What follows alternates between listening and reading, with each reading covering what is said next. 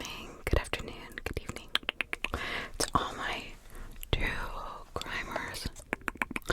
Today we're going to be doing another missing persons 411 cases, or case, many of them. But I just want to say thank you for 500 subscribers. Oh my gosh. Never in a million years did I ever think I would get to 20, let alone 500. Oh my gosh. Thank you so much for everybody who watches, everybody who comments. I appreciate you more than you know. Thank you so much. I really do appreciate you. Thank you. And I just wanted to take that moment to thank you so much. I can't believe I did 500 yesterday, and I was just shocked. So, forgive me if I'm a little out of it today. I haven't been feeling all that good. But I wanted to make sure I got a video out to really thank you guys, and I appreciate everything because I know you watch and you comment no matter if you're sick or if you're tired or if you're, worn out or cold or hot or whatever. I know that you are there, and I appreciate that a lot. So I want to be there for you. So tonight's cases are going to be in Southern California.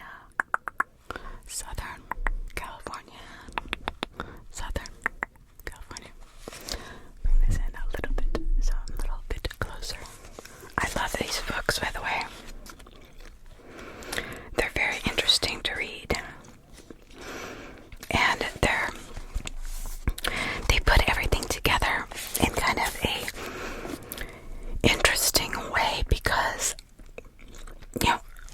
he specifically puts missing persons in this book because of where they disappeared, how they disappeared, their age, if they were going through something or not. I mean, it's very specific. He does such a great job.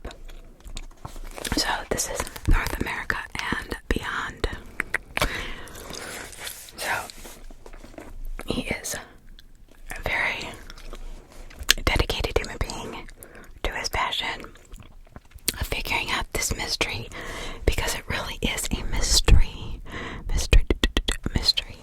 about these missing persons. So I am Jody. Thank you for subscribing. Please take a moment to subscribe if you haven't already, if you so choose. Like, comment. I love all your comments. I love hearing your input and your side.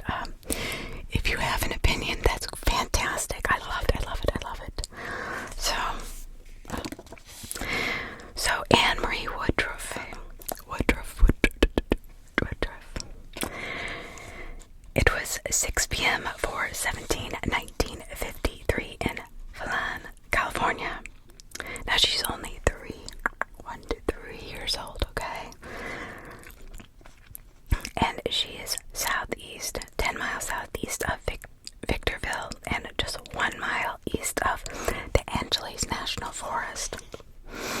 And this is located in a series of large mountains. So in 1953, you have to remember, the population was sparse. This land is flat. You can see for miles and miles and miles. There are no big trees. It's not like we're up north. There are no real big boulders in this area.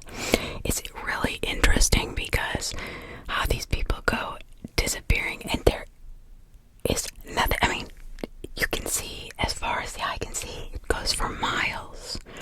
And that is the really unique and interesting thing.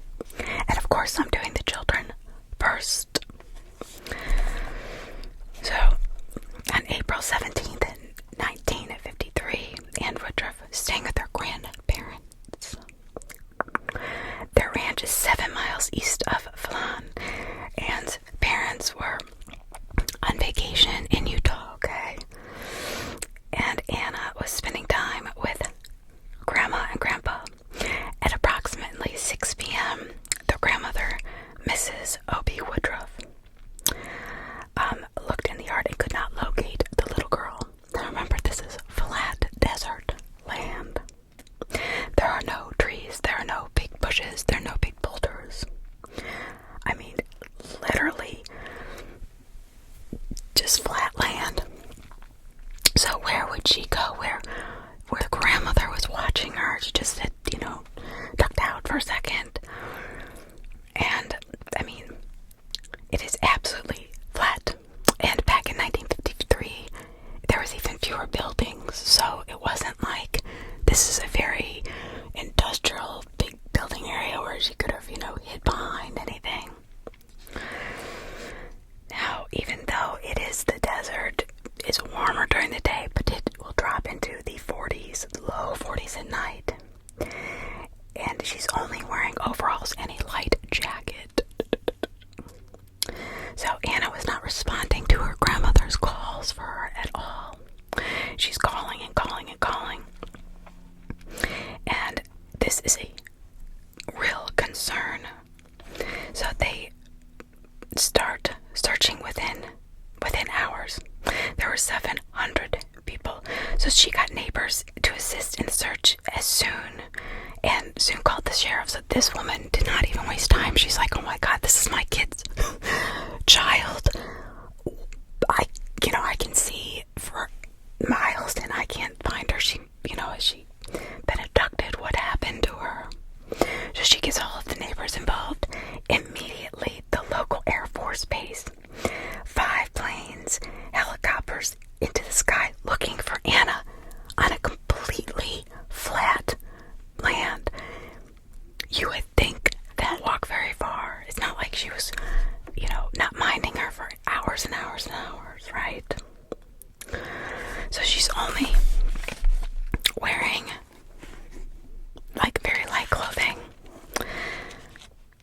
So the search for Anna went through the night with hundreds of ground searchers covering the area of the ranch and the surrounding region. And they're calling her and calling her and calling her. And this is very concerning because they feel like, oh my God, she's been abducted. She's been taken away from this area, right? Well, on April 18th at approximately 10 a.m., Air Force 3rd Class Airman Richard and Harold made a fascinating find as it explains in April 1953 edition of the Ogden Standard. Quote, the 2 airmen found the toddler Anne-Marie Woodruff in a clearing about 6 miles from her grandparents' ranch. Unquote. The find by the airmen shocked searchers, but everyone was pleasantly surprised. Anna was taken to the local hospital and was reported to be in fair condition. She spent the night in the desert, basically, and was fine.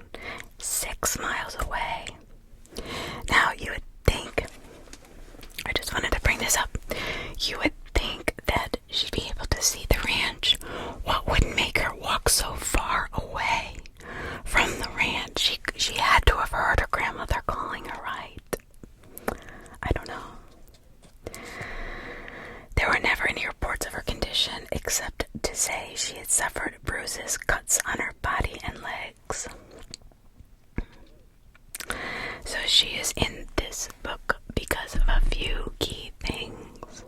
Her age and how far she was found from her grandparents' house. And if you look up, I guess, the recommendation in the searching manual is that toddlers that age will only go about a mile or 2. And the topography is definitely a troubling aspect, because where she was lost, it was flat desert. There isn't any areas with tall trees, shrubs. It is very flat with few large bushes. There are roads that crisscross the desert area, but in 1953, there were relatively few residences even. So approximately 10 miles west of the grandparents' ranch is the Angeles National Forest, and an area well known by searchers called the Devil's Punch Bowl. Many people have vanished in this area of the forest, and I find it ironic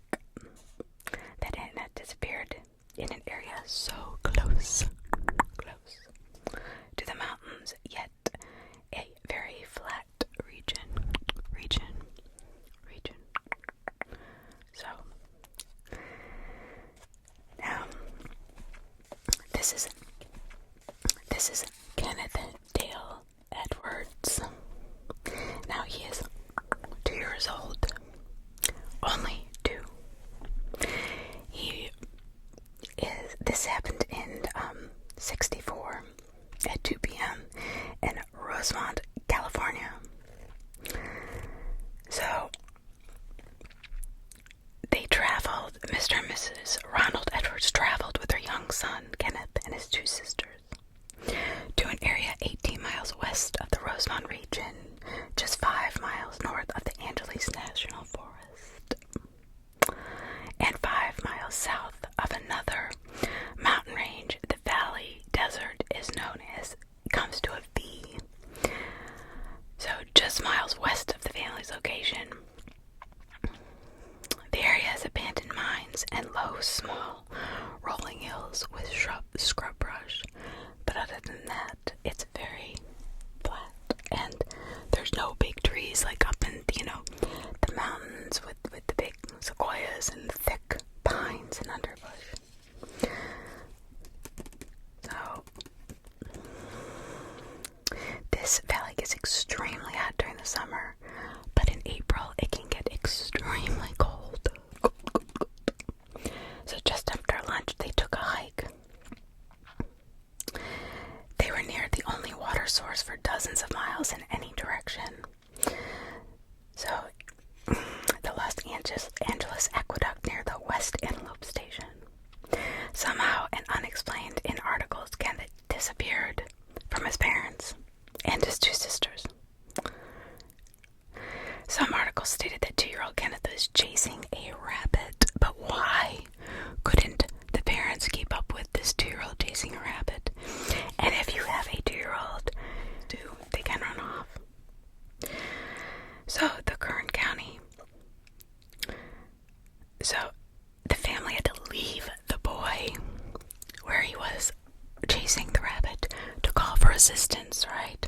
Now, if I were one of the parents, I would have stayed and at least in that area just in case he came back. I don't know why the parents and the sisters had to leave, all of them.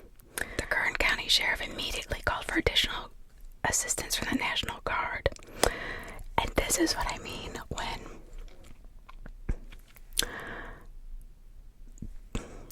I just assume automatically that the kid's missing. Do not try to look for them.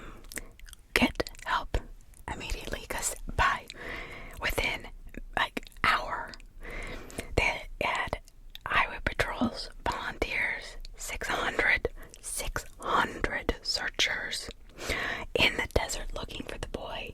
Several teams of bloodhounds responded, and helicopters, 4-wheel drives, airplanes, and equestrian teams. Wow. I mean, with like that, right?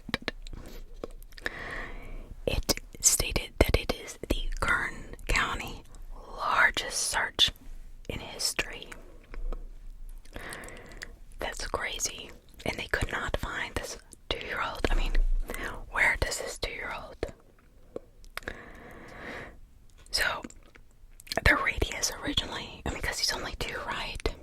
He couldn't have gone far. So they expanded it to 5 miles. The thought that 600 professional searchers were combing a relatively flat environment without large trees and not finding the boy didn't sound realistic, right? Doesn't to me. There was one lead that developed on Monday. Searchers found Kenneth's jacket and hooded sweatshirt. Now why, if it got chilly or cold, would he be taking off his clothes? That has happened in more than one of these cases. Why would they be taking off their clothes if it's so cold? That wouldn't be a natural, just human response, right? I don't know. I mean, is there something that backs that? Is there anybody who's a doctor there that, if somebody was gone a couple days, they would start taking off their clothes. I don't know. And the clothing is only found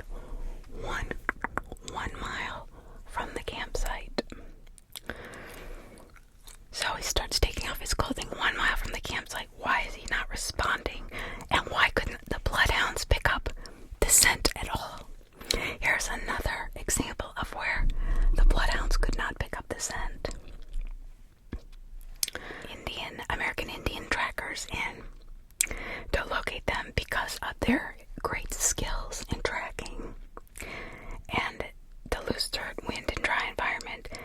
And the Native Americans were not even successful. So they had everybody looking for this kid. So he disappeared at 2 p.m. on Sunday at 8:50 a.m. On Tuesday, the boy's body was found. An April 8th, 1964 article in the Gazette had the following article describing what happened.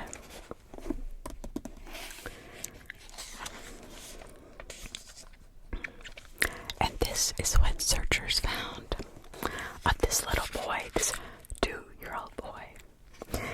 Quote, sheriff's officers stated that Kenneth Edwards, son of Mr. and Mrs. Ronald Edwards, must have wandered around for 7 miles after he disappeared chasing a rabbit Sunday afternoon. They found his jacket and sweatshirt about 2 miles east of the family campsite. But the cliff the boy climbed at the end of his trek is 2 miles west of the campsite, unquote. So, why he was found lying on the ridge of this high ridge. And if you, like this author says, if you look at where the slope is, 1,000 yards from where the sheriff's department had located the base, why couldn't this boy hear them calling? I don't understand. Later, the same article was this, quote, the tot was lying face down in a nap-like sprawl near the top of the sand and rock-covered slope. So, the coroner stated that Kenneth died of exposure within 14 hours after he disappeared. But that was way after the time that the searchers had relocated 1,000 yards from where they found his body. That is crazy. So the fact that this 2-year-old walked 7 miles is crazy in itself. But then that he's actually found 1,000 yards from where the searchers had relocated their site. 600 searchers. That's a lot of people. Equestrian teams and bloodhounds and American Indian trackers. I mean, this is no joke. So I don't know who or what took this child, but it obviously something lured him into this desert. 7 miles he had walked around. 7 miles and 1,000 miles, or 1,000 yards from where the searchers station, their base was. He was found. And then to top it all off, at the end of his trek, right, when he's exhausted, he not only has taken off his clothes, his shirt, his sweatshirt, but he walks. They had to be walking back and forth where this boy was lying down, where he took a nap and passed away. They didn't find him until Tuesday morning.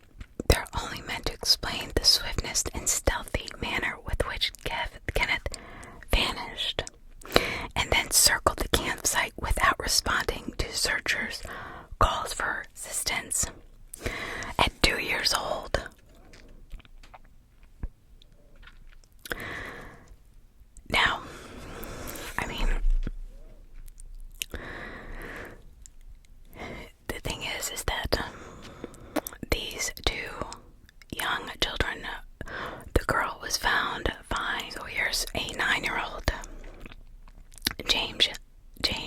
Jim Beverage.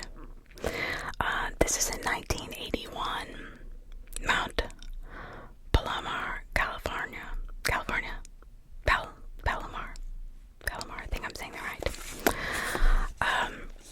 Now here's a story of horrible weather. Now we're back into the horrible weather. I think it was the places and the age that was so strange in the last two. But here is a 9-year-old child who would have the wherewithal, right?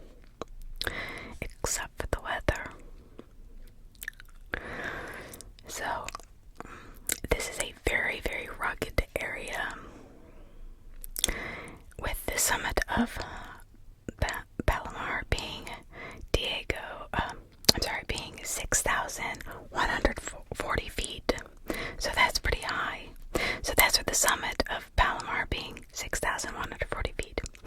Water is usually hard to find in this area of Southern California, but on the southern base of this Mount Palomar are several small lakes and ponds. So there are basically just some small Native American colonies and villages surrounding the area at the base of the mountain. On February 7th, so you know it's going to be cold, 1981, Jim, age 9, was hiking a trail.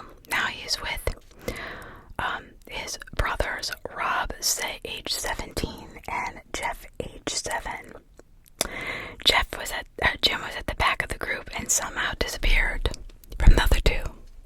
So the brothers looked for Jim and couldn't find him. The boys went back to their car and notified their parents that Jim had vanished. It was at this point that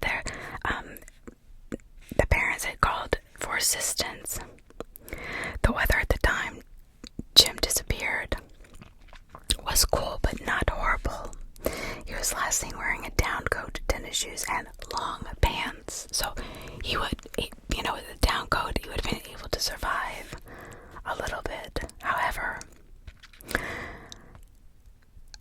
in hours, just like as the searchers got there, the skies opened up and just poured heavy rain. Searchers converged on the mountain and spent 2 days struggling to survive and searched through cold temperatures and extreme rain for 2 days. Now this is a dry area. Literally, this area gets only total 13 inches of rain per year. When Jim went missing, it got 3.5 inches of rain. That means it got 25% of the rain for the entire year. Just happened to be in those couple days.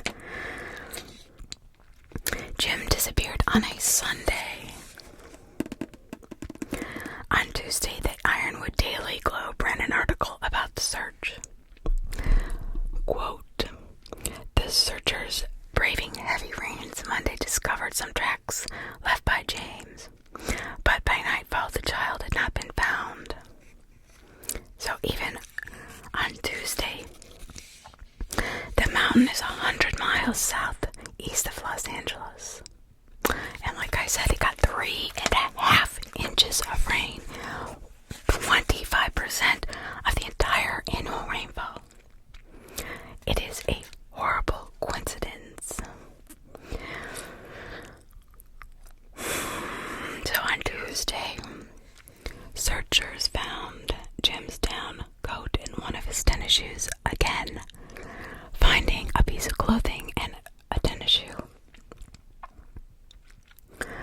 Why are these kids taking off their clothes when it's so cold and rainy in their shoes? So,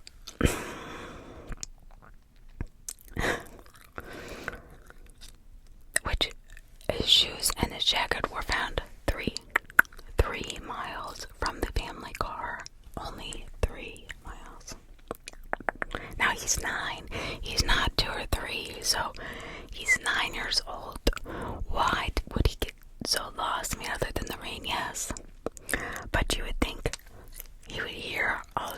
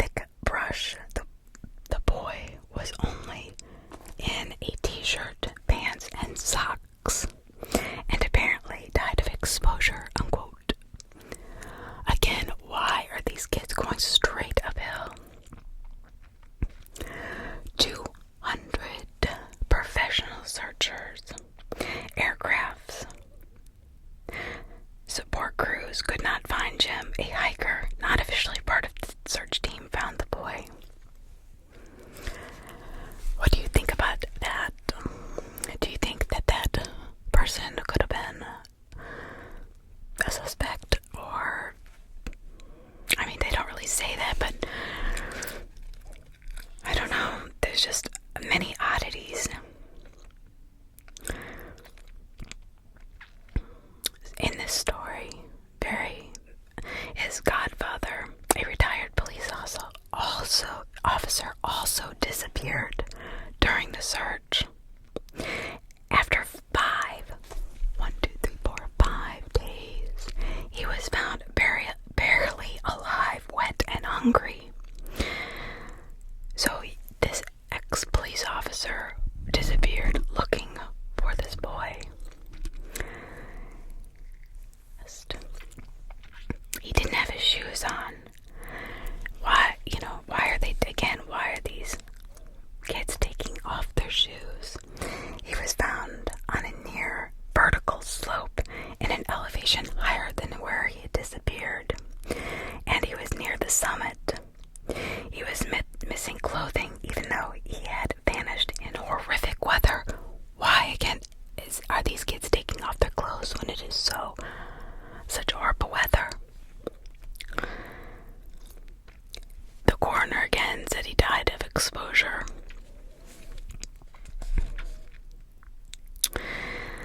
I wrote, so in Missing 401 Western United States, the author had written about a 7-year-old Jill Hatch from a camp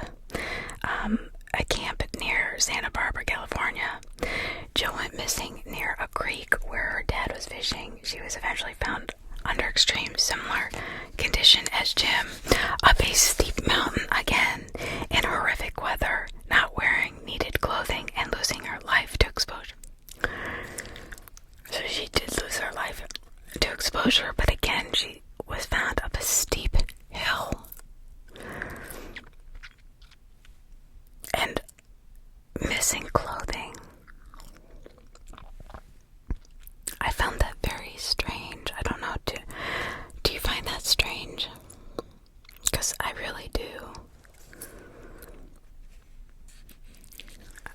And they climb up these really steep slopes in Southern California. California's Central Sierra.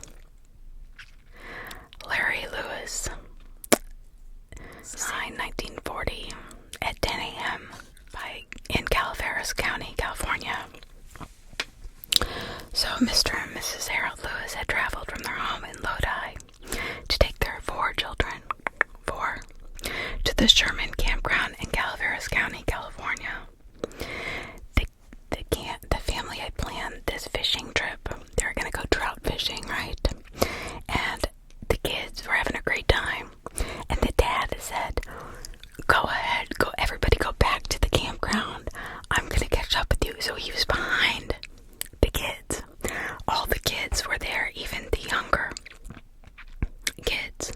Now this is the 5-year-old son. So all they had to do, when he got back, he told the children to walk downstream to their camp and he would meet them there. Mr. Lewis walked downriver back to the family's camp and found only 3 children.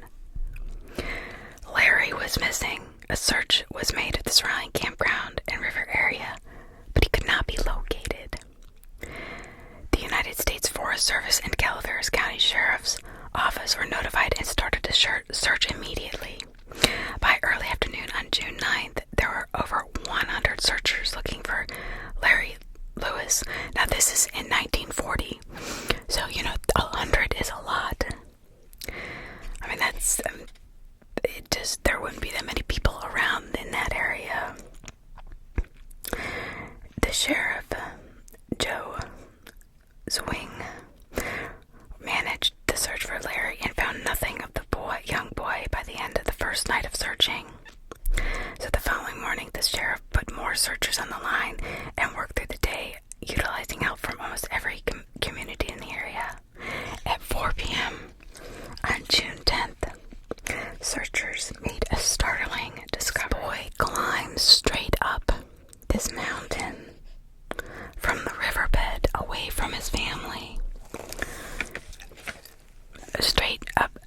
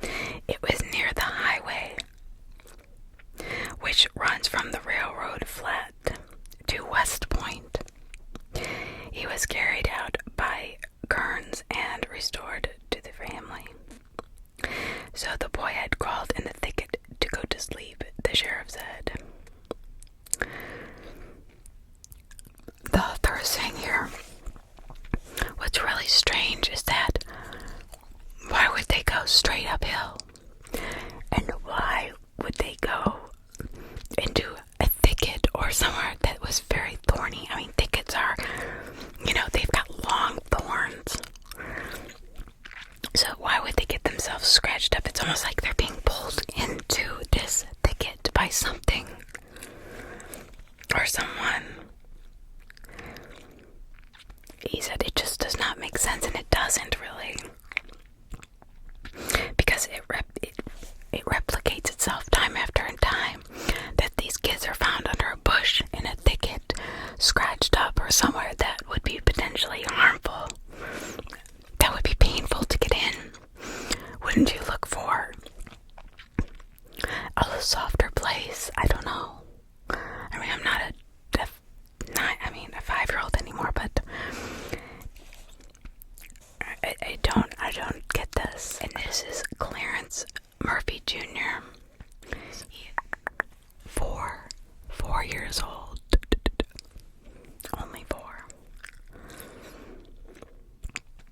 Now this ranks in the top 20 of the most unusual cases this author has ever written about, which is, crazy. The incident occurred in an area I know well. The author knows well. It's along Highway 50, a highway he has traveled hundreds of times. So, Clarence Murphy Jr. is 4 years old. They were headed for Camp Sacramento, a recreational area owned and managed by the City of Sacramento Park and Recreation Department. So they have cabins, dining halls, play areas, hiking trails, campfires, volleyball courts. Like, this is like a family playground, right? It's well established. It's, lots of people are there. They probably have canoeing and all sorts of stuff.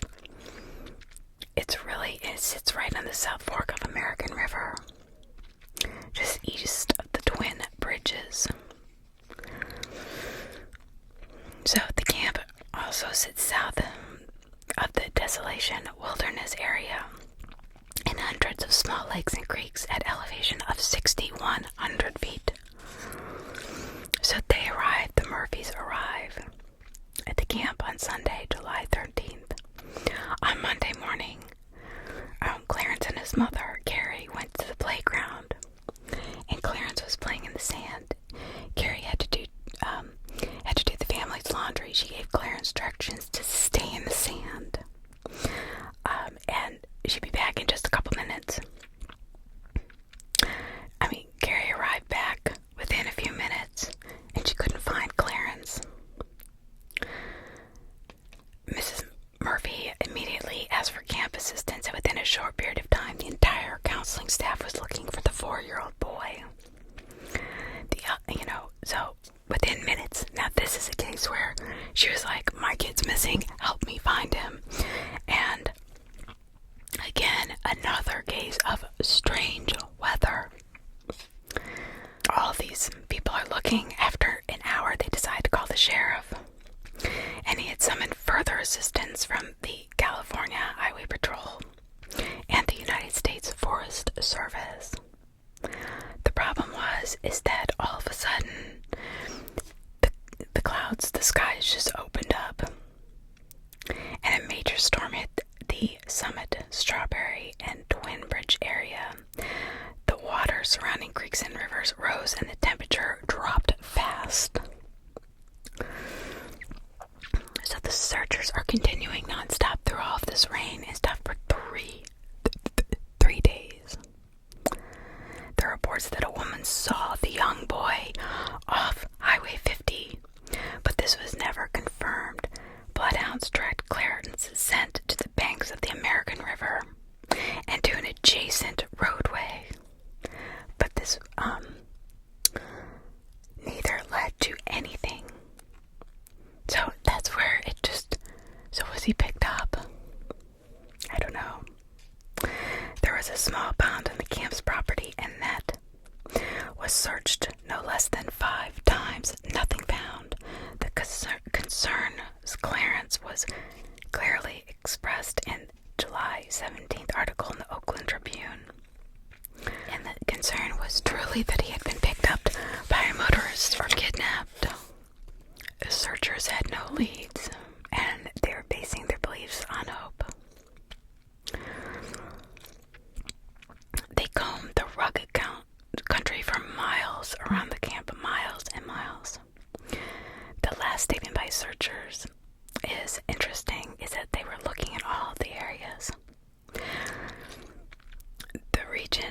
behind the camp to the south is very rugged and gets remote quickly.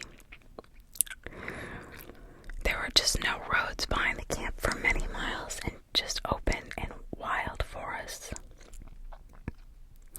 So this search continued for 2 weeks. 2 weeks. First major incident in the 21-year history of Camp Sacramento. This is sad. So the search for Clarence continued formally for 2 weeks, but 13 months after his disappearance, there had been no leads up to this point. On September 22nd, 1942,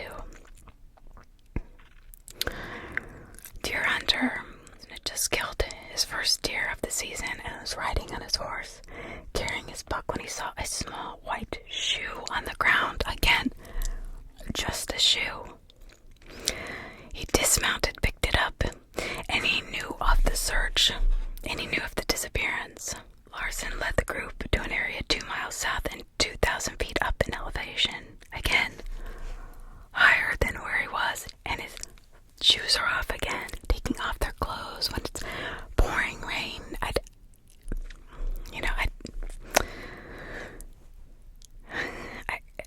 I've heard of, when you're diving and you start to get, deprived of oxygen, you'll start taking off your mask and your regulator in the water, right, when you're so deep. But, that wouldn't necessarily happen out in the wilderness. I don't know. And with all these kids, for the majority, they start taking off their clothes, even if they survive. Why?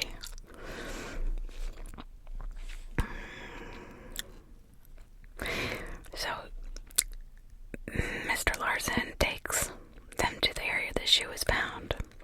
So the group spread out and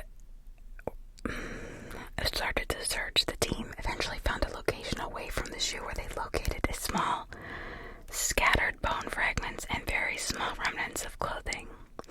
It was the remains of Clarence Murphy. An October 1st, 1942 article in the Mountain Democrat described the find. Quote, the area is described by Under-Sheriff N.L. Gray as fairly rough country, and the ridge in which the little skeleton was found ends at Lover's Leap near Strawberry, unquote. So the article states that the boy died of exposure and exhaustion. So he was also found on a high ridge, 2,000 feet high above where he started. So he's a mile south and 2,000 feet higher. So he's at 7,100 feet and a mile south.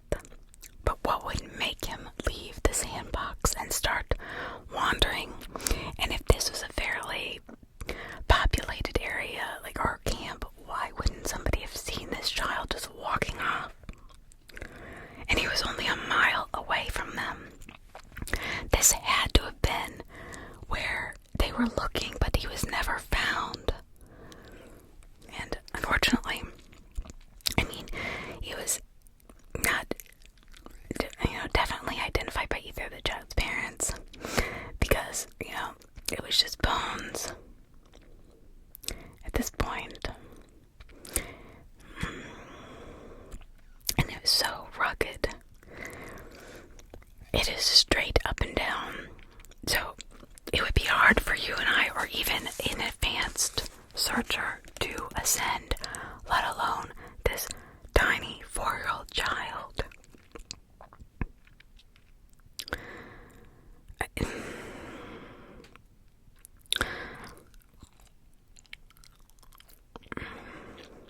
It was so treacherous,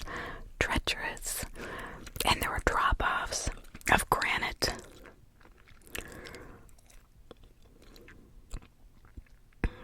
Honestly, the cause of Clarence's death, the author says, is just a mere guess. bones were described as fragments with remnants of clothing. There was no positive way to determine the cause of death. Like, sheer cliffs of granite hanging. I mean, even the most experienced hiker would have a hard time traversing this, let alone a 4-year-old. Yes, traversed the hill back and forth, which would make this a, like, much longer walk, even though he was only a mile away south of the camp. He would have made it like a 5 or 6 mile walk. And what's leading these children? Something has to be pulling them away from their parents or where that are disappearing. Why are they taking off their clothes? And usually it's in a really bad storm that they go disappearing. And that's the thing. I mean, I truly believe in the energy that is kind of pulled up through a storm can be very, very powerful. But there has to be something guiding these little animals with them, no companions, no mom or dad. Like, something has to be pulling them farther and farther, traversing up these big hills. At some point, fear would have had to have set in, right? I don't know. I'm just throwing guesses out there. What do you think? Out of all of these, this is probably the strangest because of he had to traverse these sheer cliffs of granite, like with these ledges. I can imagine a tiny little 4-year-old doing that. Highway, okay, very busy highway 50, and you saw a little 4-year-old child standing on the side of the road. Would you stop? Or would you drive right by? Because I would stop and ask the child if he's lost. Anytime, when I'm reading these or going over these, whenever the canines are tracking them, it seems like they either don't find the scent at all, or they only track it for a little bit and then it completely disappears when it shouldn't, right? It shouldn't have, because it was going back and forth over this hill and he was only a mile south. So technically the bloodhounds should have been able to pick that up if they picked it up after the water was sent to the water, and then the boy had walked in the exact opposite direction as the canines when they ended descent. So the boy must have turned around and walked in the water the complete opposite direction all of a sudden. I don't know.